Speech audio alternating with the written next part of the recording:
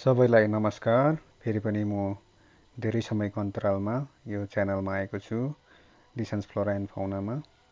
र केही कारणवश मैले भिडियोहरू बनाउन सकिरहेको थिएन। भिडियो बनाएको थिएँ तर अपलोड गर्न सकिरहेको थिएन, कारण मेरो ल्यापटपको ब्याट्री अनि अडाप्टर बिग्रिरहेको थियो।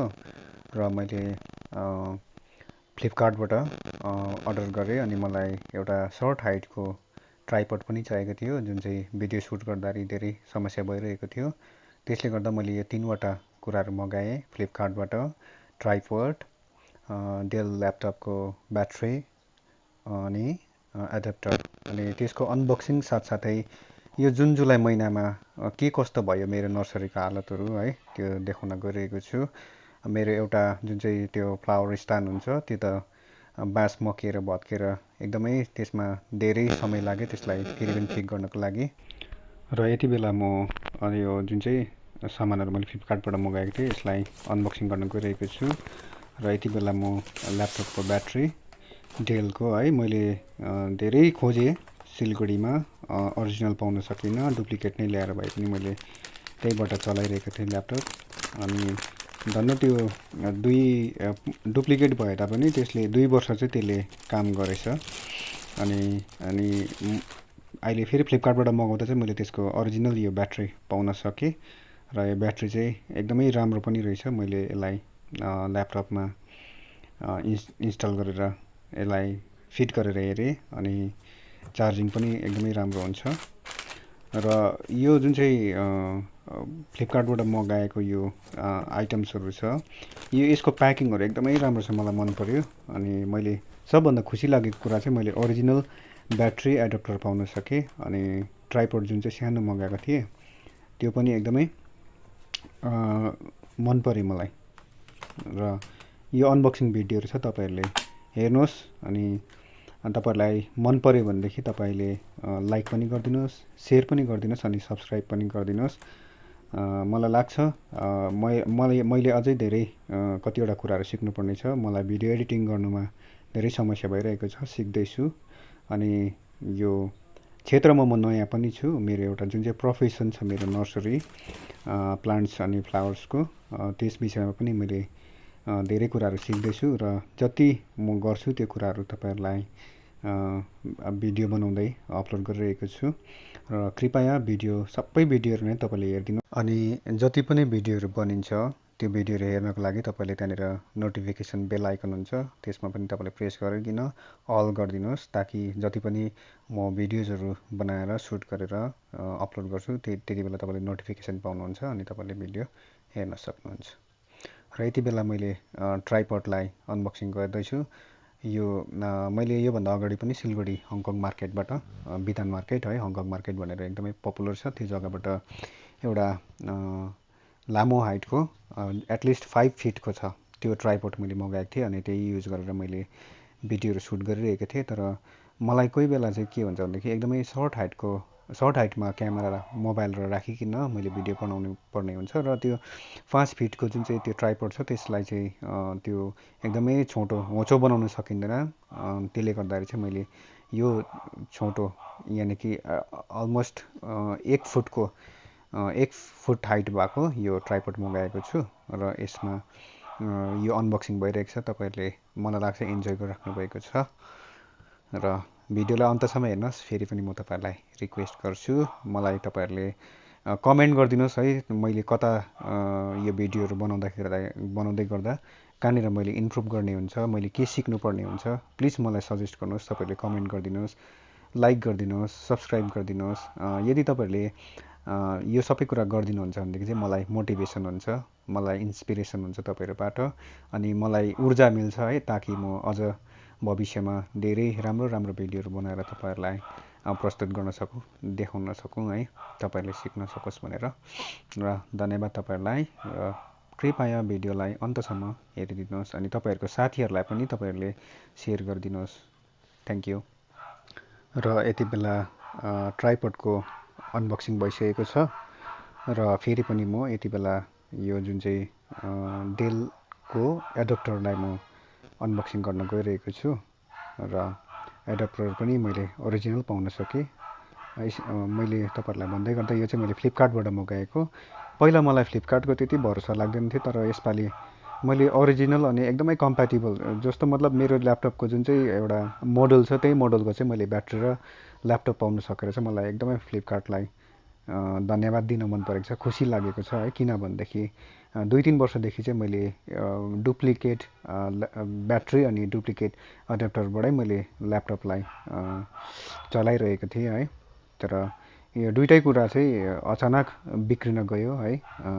ब्याट्रीले पनि काम गर्नै छोड्यो अनि एडाप्टर पनि बिग्रिन गयो। त्यही कारणले गर्दा मैले फ्लिपकार्टबाट अर्डर गरेँ र मैले अर्डर गरेको बापत म यो अनबक्सिङ भिडियो बनाएर तपाईँहरूलाई देखाइरहेको छु।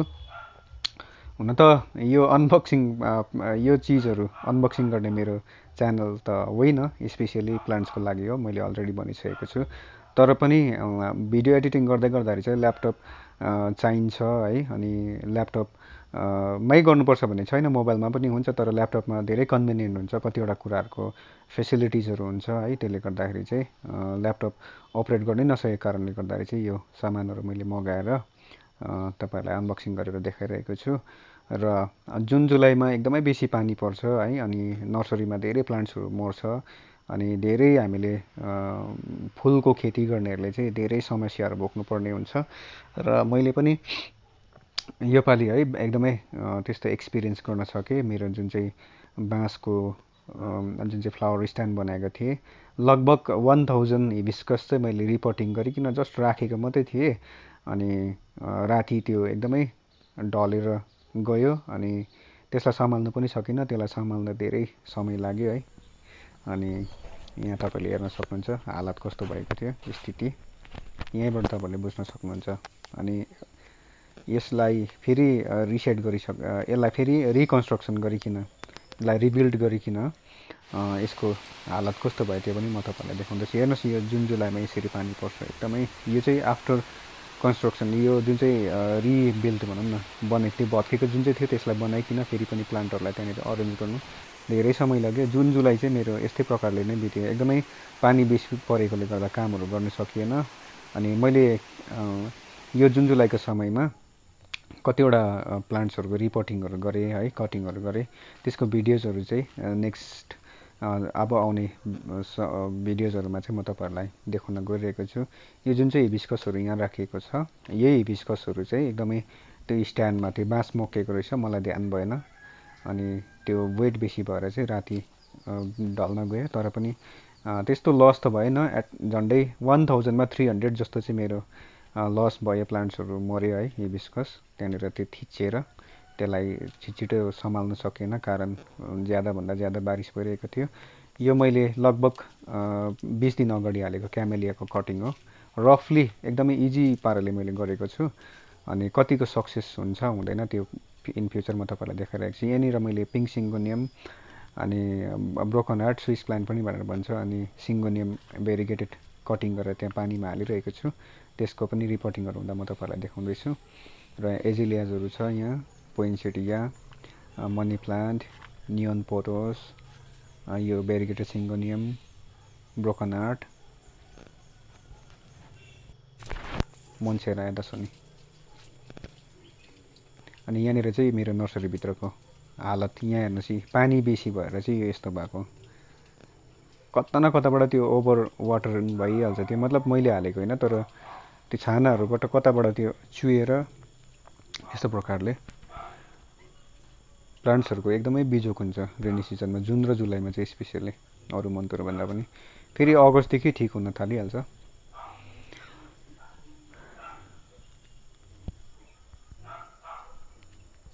यो सानो सानो मैले भेरिगेटेड क्याक्टस फेरि क्यासल गरेको थिएँ। यहाँनिर तपाईँले स्नेक प्लान्टको कलेक्सन देख्नुहुन्छ। यहाँ हेर्नु, यो मेरो पटलाई नै बिगारिदिनु आँटेको थिएँ। यो एकदमै डरलाग्दो पाराले यसको सुट्सहरू आएर यहाँबाट फेरि 3वटा जस्तो बेबी प्लान्टहरू निस्किन्छ, मलाई थाहा छ।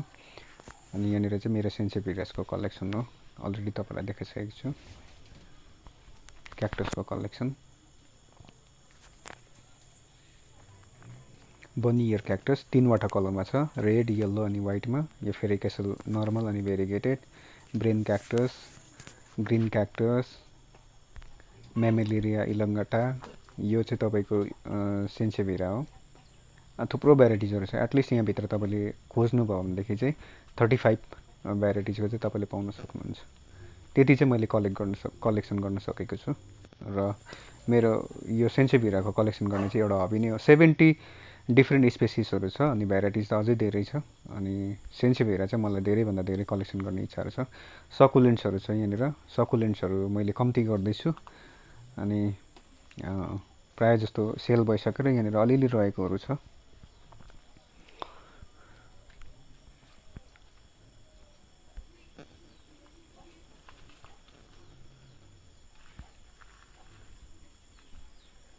सकुलेन्ट्सहरूको एकदमै बिजोग छ यहाँनिर। पेपरमिया छ यहाँ भेराइटिजहरू। पेपरमियाको पनि धेरै भेराइटी, एटलिस्ट 8-9वटा भेराइटीको चाहिँ छ मेरोमा पेपरमिया। तपाईँहरूले यदि इन्डोर प्लान्ट मनपर्छ भनेदेखि।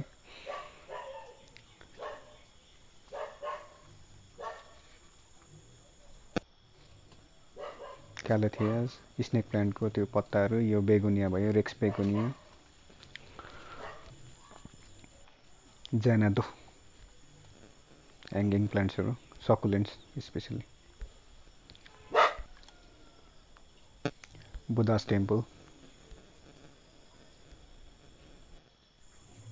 Thank you so much for watching the video.